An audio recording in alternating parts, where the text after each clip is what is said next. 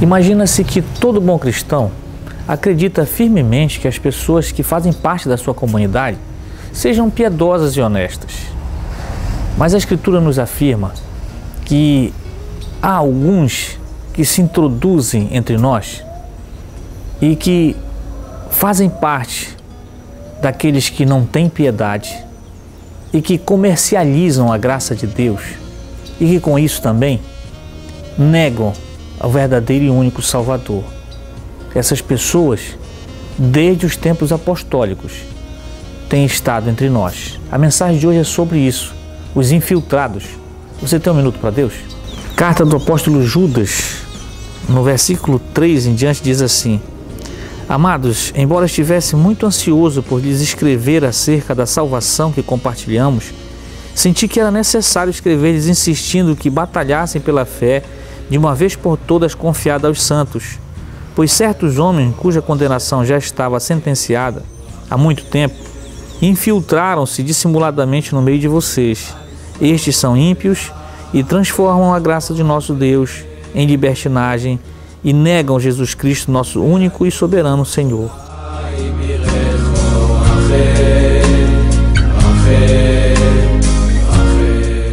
Nesta pequena carta do apóstolo Judas, ele procura lembrar os irmãos de que a fé que uma vez foi dada aos santos é importantíssimo que se batalhassem por ela. E o interessante também é que não seria esse o assunto a ser tratado aqui. Ele começa dizendo que a vontade era de falar sobre a salvação e do que se estava relacionado a isso.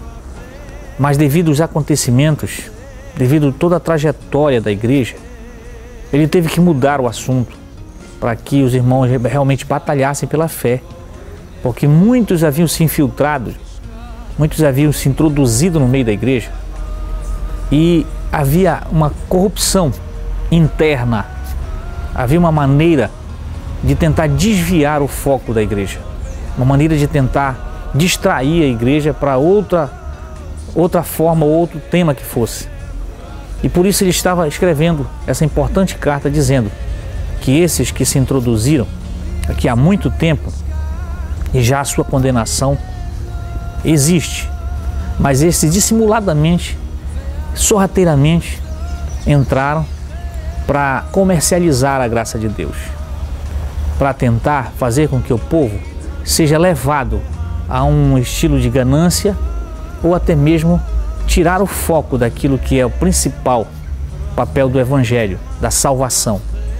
Esses estavam fazendo esse comércio da fé e da graça e com isso negavam pelos seus atos o único e soberano Senhor, fazendo com que não seja reconhecido o verdadeiro Salvador, o Cristo, o Senhor Jesus.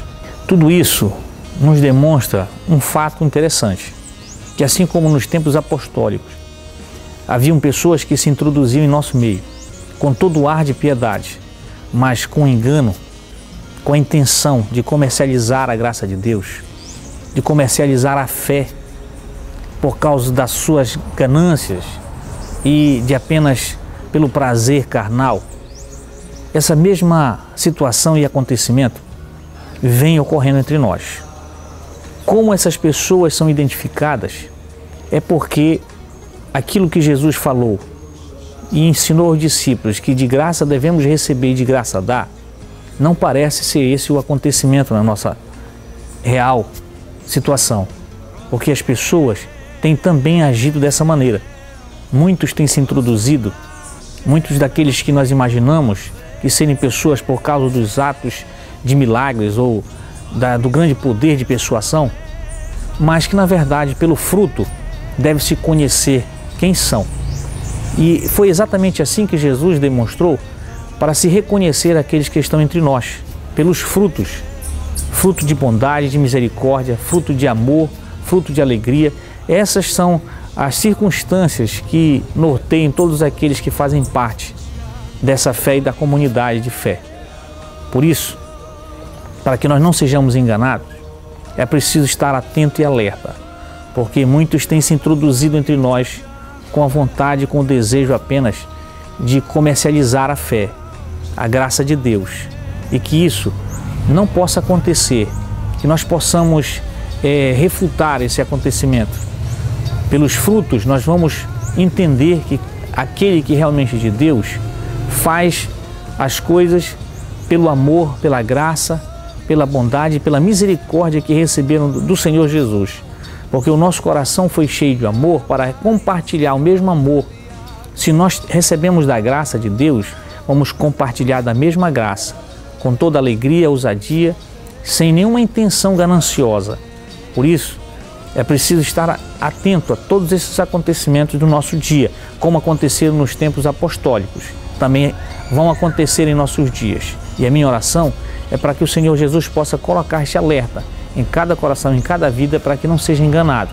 E assim, nós entendermos o verdadeiro sentido daquele que é o nosso soberano Senhor e Salvador Jesus Cristo. Que o Senhor te abençoe e te guarde, em nome de Jesus. Amém.